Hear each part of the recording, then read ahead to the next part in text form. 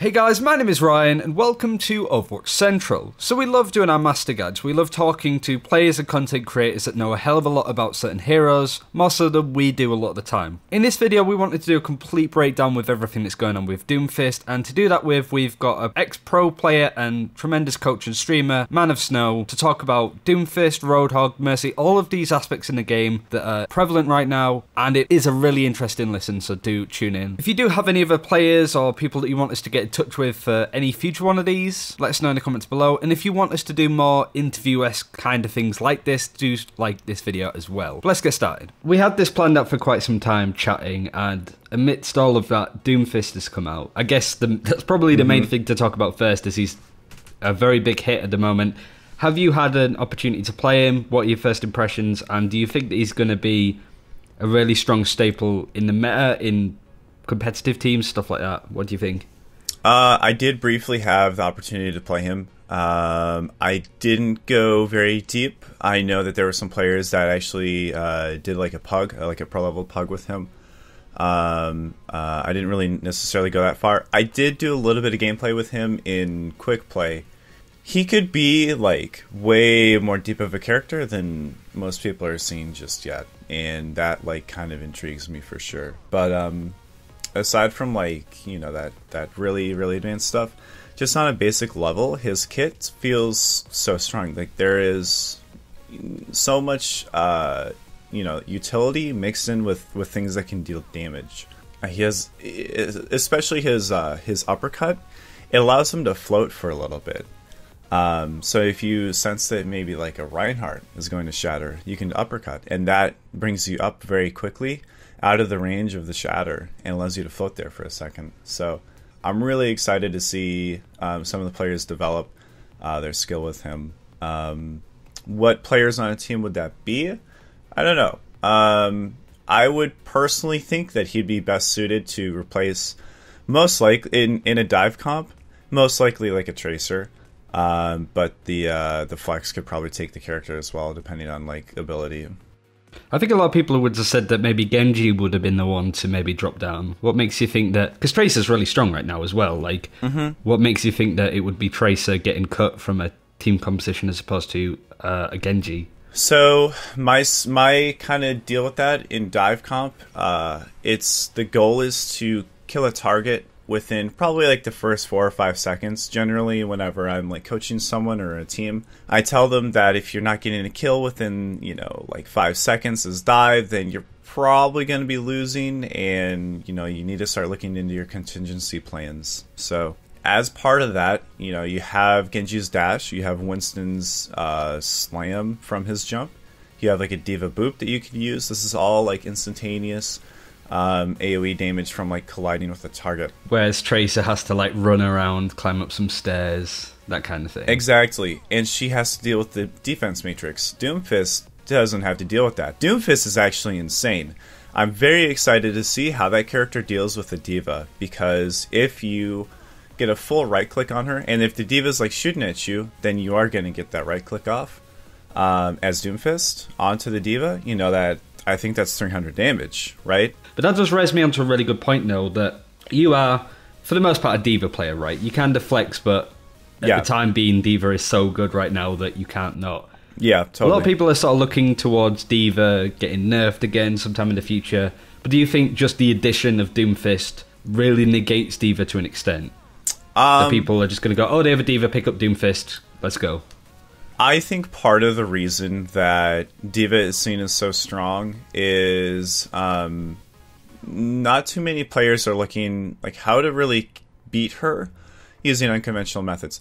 I've always pointed towards Korea as a region where it's not necessarily the players' mechanics that will win games, but it's rather like the team level play. And so I've always thought that, you know, they would develop faster in Overwatch after like a certain like grace period. And that's kind of what we're seeing right now. So they typically, what we see the Koreans do to deal with a Diva is Sombra. Sombra's so strong against Diva.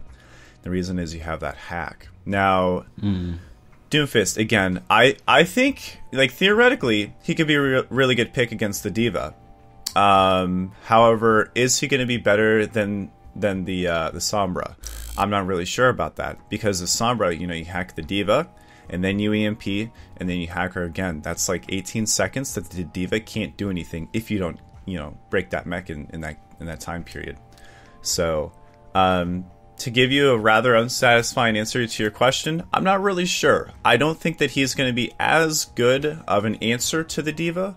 However, he is going to be a very strong character that can either work around the Diva, or put a significant dent in the Diva's health pool. But I think it's also a question of compatibility and synergy as well. Like, Zarya with a Doomfist is really good, obviously, with a Grav Meteor Strike. So I guess there's an element of people might be picking up Zarya in place of Diva, who seems to be as if she's overheating, I suppose, that she's constantly having to eat a lot of damage because Reaper might be coming in a little bit more. Doomfist is just trying to kick her ass a little bit. That people are going to pick up Zarya just instead. So my perspective on the game is that of like an off-tank or flex player.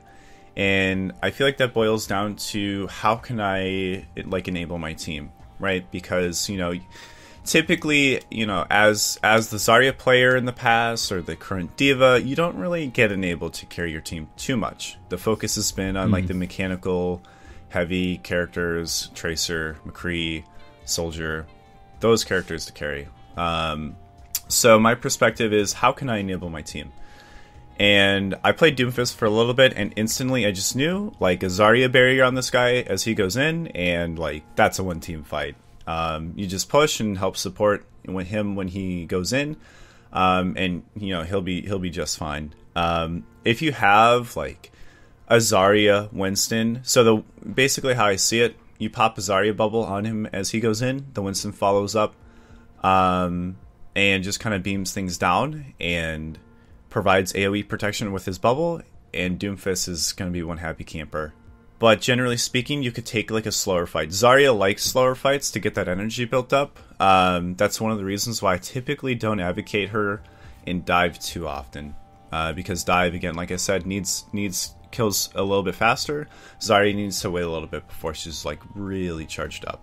With Doomfist maybe not having such a strong effect on Diva, and again her being really popular as a Diva player, is there anything in particular that you're looking at that is you feel might get tweaked, might get changed by Blizzard down the line? What do you think the major problem is, or don't you think there's a problem at all? So for Diva, I think that the problem with her, if there is a problem, is that it's too difficult, or maybe not clear enough as to how you can outplay the defense matrix. It's either not visible enough, or at regens too quickly, maybe some mix of the two. I would be really interested in trying out some changes to the defense matrix, whether, you know, it takes longer to regen. Maybe you go ahead and the interval between when you turn the matrix off and you can turn it back on, maybe lengthen that a little bit. But some small, like, itsy bitsy number changes, like half a second here, half a second there. Maybe you take like 2 seconds off of the duration of the barrier or the matrix, but make it regen, you know, it's considerably faster. And then it has to do like a full recharge before you can use it again. Something like that. Like with Reinhardt's shield, I think is actually I just thought of this. You know, when his shield breaks, he can't raise his shield again until it's at like 700 health. So maybe Diva, if she completely depletes her matrix, maybe she has to wait a little bit before she can use it again. Something like that. And you can also see when the shield's weak. And I guess that'd be really good to see on defense matrix as well, as if it's like, you know, like flickering out or glowing, sort of going from whatever color it is, like green, and then sort of goes to orange and then red, the more that it sort of runs out of steam. But sort of mentioning balance as well, there was a really interesting post that Jeff Kaplan put up that's a massive one. And where do you stand with that as a previous pro, now streamer? What do you think of what Jeff said, and what do you really sort of expect to see from it? Because it seemed like a real cry out from Jeff, because he hadn't really said much about it for a while now.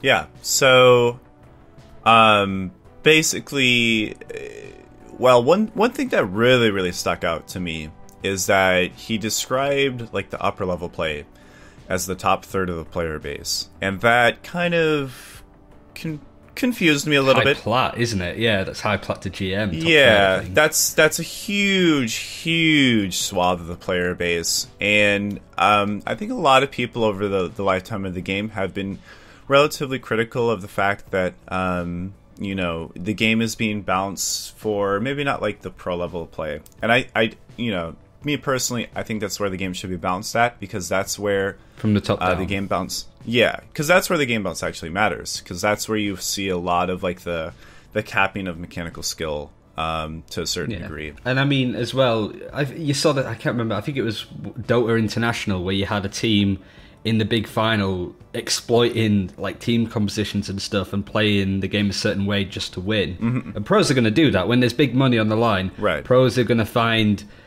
horrible compositions and they'll do whatever it takes to win. Oh, yeah. Like when there was no hero limit, just the Diva stole and like Hanamura and stuff like that. Like players will do that. If you're not balancing for them, they will exploit the game all they can, and that's when you get the likes of quad tank, triple tank as well. Absolutely. One thing, like just as a gamer, for pretty much my whole life, is that I've seen a lot of people, like what some like North American gamers will call cheese. And this is what I first saw this in like StarCraft. Some people would call it cheese, and then the Koreans call it a winning strategy, right? So it's so important to just accept the game. Kind of like wrapping back to the post.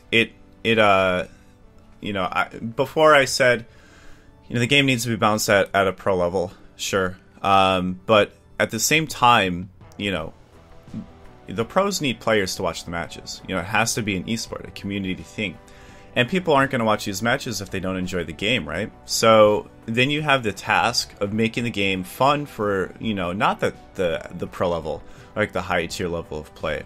And so I really, really understand what Jeff said. I understand where that makes sense, and I agree with it.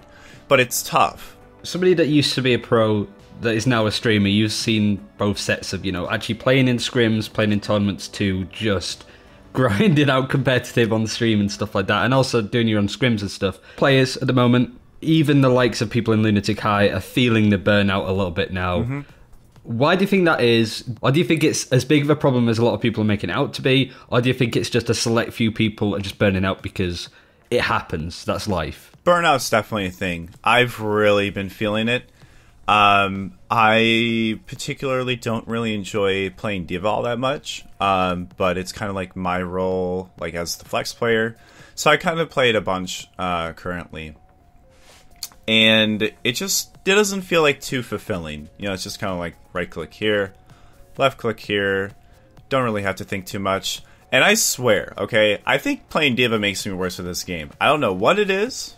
Maybe it's like a mechanical thing, but oh my gosh. It just goes to say real quick that Overwatch is a game about team cohesion rather than individual mechanics. You can't like, so you can roll into like Quake, right?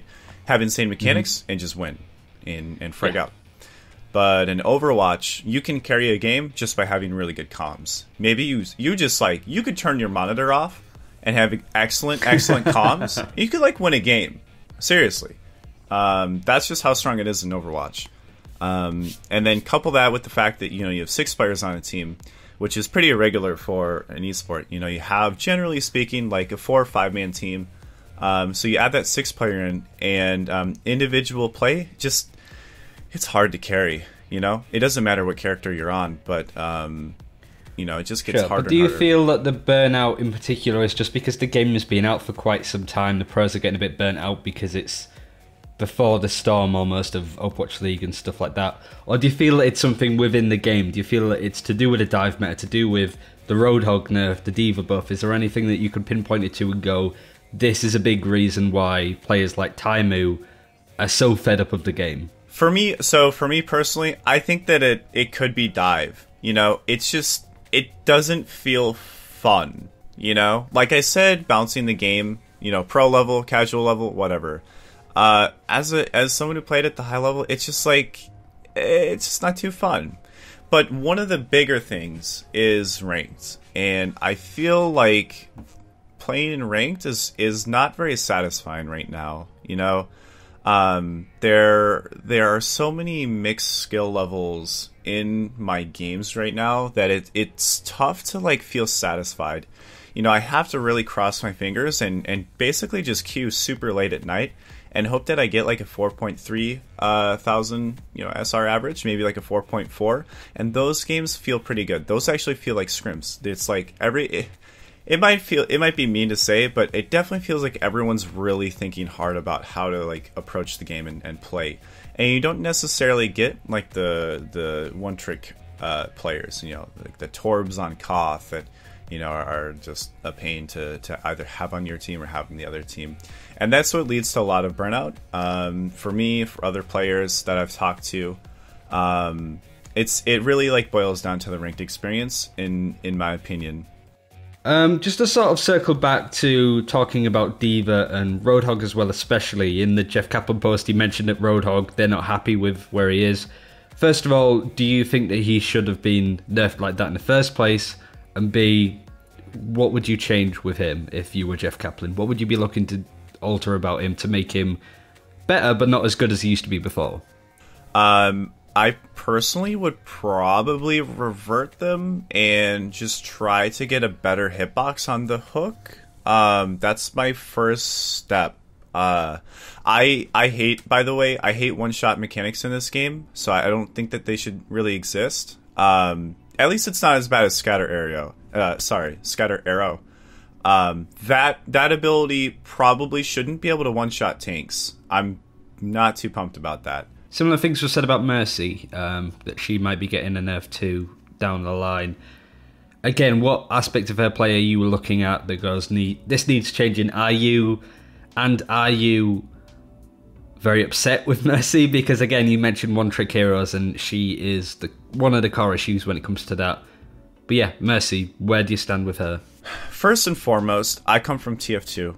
I played an absolute ton of Medic in TF2 in sixes, like the premier like competitive format, and so I definitely understand like a lot about Mercy, and it boils down to like kind of like people that would be playing Mercy.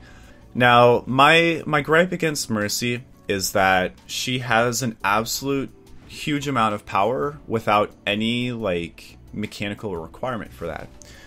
Let me put it this way. So you have all these different healers in the game. You have Lucio. His passive heal is 12 health per second.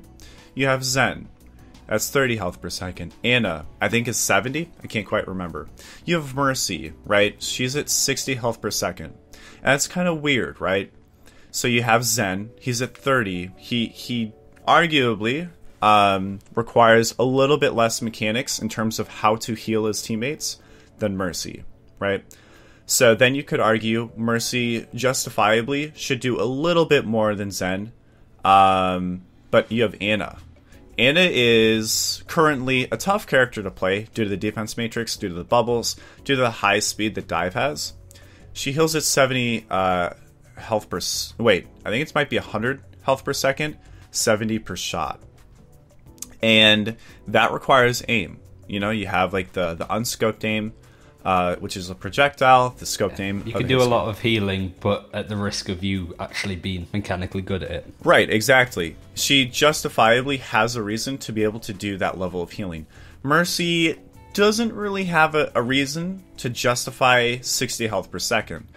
I think you should, like, if I was on the balance team, I would be looking at an absolute minimum of 30 health per second, and the upper limit would be where Anna is at 70, or 100, I guess. But then you have to adjust for where the mechanical requirement is for that character.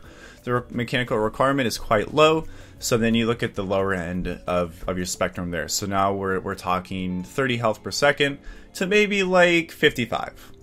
I think that she should see a little bit of reduction in healing. That's going to lower the speed at which she can get her ults. I think that the damage boost is it's okay. I'm all right with it. So her Guardian Angel, her dash, I think that's totally fine. I think that the fact that it has like just a pretty short cooldown, she needs some form of mobility. Yeah, because if she has nobody to fly to, then she is just useless. Right. That's okay with me for the most part. What I'm not okay with is the fact that she gets an insane amount of healing just like after a second of not taking damage. That kind of, I think that needs to be looked at for the most part. How it worked in TF2 with Medic, it's a scaling, like it's a gradual scale. You know, you don't take damage for 2-3 seconds, and then you heal at 3 health per second, and then 6, and then 9, and then I think 12 or 15. I think that'd be pretty bounced out for Mercy, because she doesn't take damage for 1 second, and she starts healing at 40 health per second. Maybe 20, 40. That's a bit high. So it needs to be a little bit more gradual. How about Resurrection? That's a big one. Right. So the Resurrection Ultimate, I was just going to touch on that.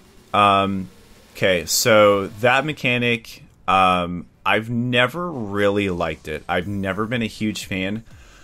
So you see a lot of Mercies that, you know, I've been scrimming since before Rank came out, and just the feeling of having your Mercy, like, not in the fight at all, waiting, just hiding somewhere for a big res, it's just like, this is boring.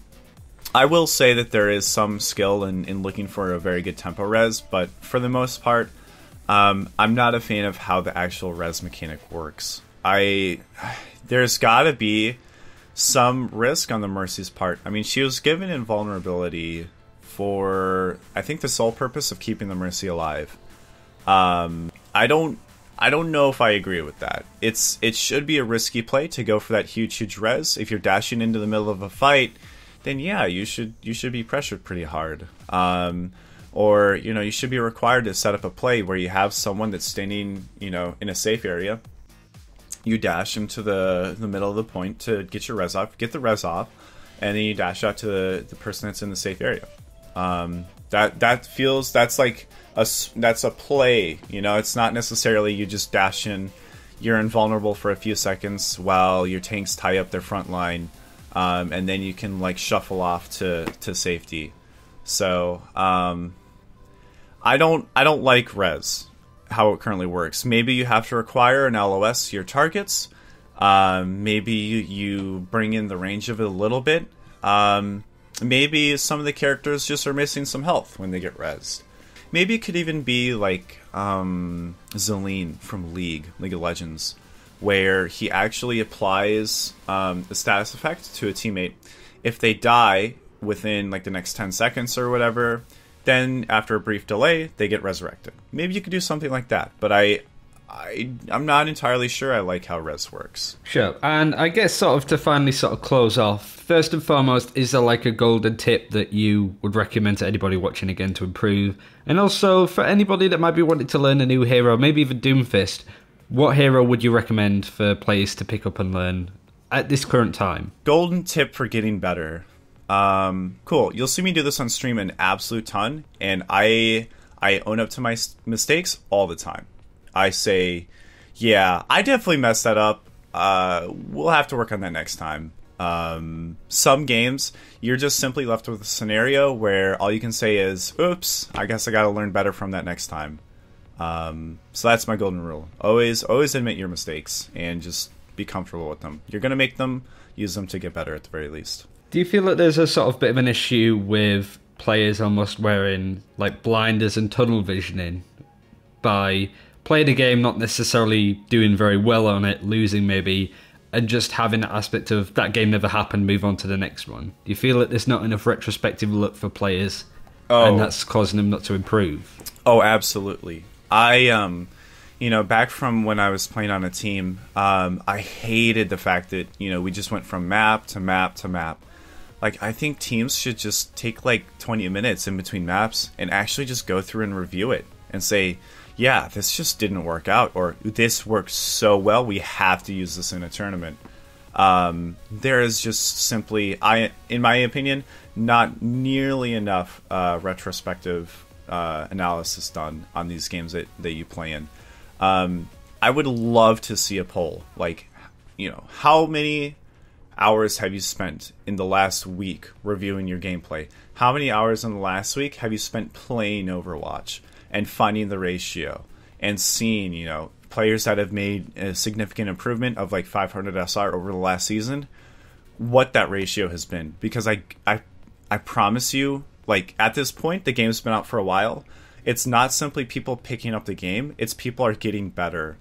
Finding what those players do, which I believe strongly is going to be the self-analysis, you know, that ratio is going to be really high in terms of, like, you going back, looking at your games versus time played. Sure. And finally, where can people find more information on you, and when and where do you stream? Sure. So first and foremost, I stream every day starting at like 3 or 4 Eastern. I'll go for probably like 8 hours. You can find me on Twitter at ManofSnow. Again, my Twitch is ManofSnow.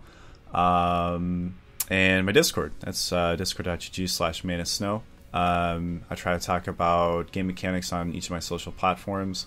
And I try to teach the game in my own stream. So if you're interested about learning about the game on a higher level, or even just like kind of the flex level play, or the flex area gameplay, I try to teach that stuff as well. I do VOD reviews on my subs here and there whenever I get something submitted. So that obviously that ranges from any level of play, be it from bronze to GM or top 500. I do retrospective analysis on all of those skill levels. And that's it for this time. Thank you very much for watching. You heard all of ManofSnow's details. Do check them out. They're in the description below. Again, who would you like us to talk to if we do another one of these? And would you like us to do another one of these? Let us know below. And until next time, take care. We'll see you then.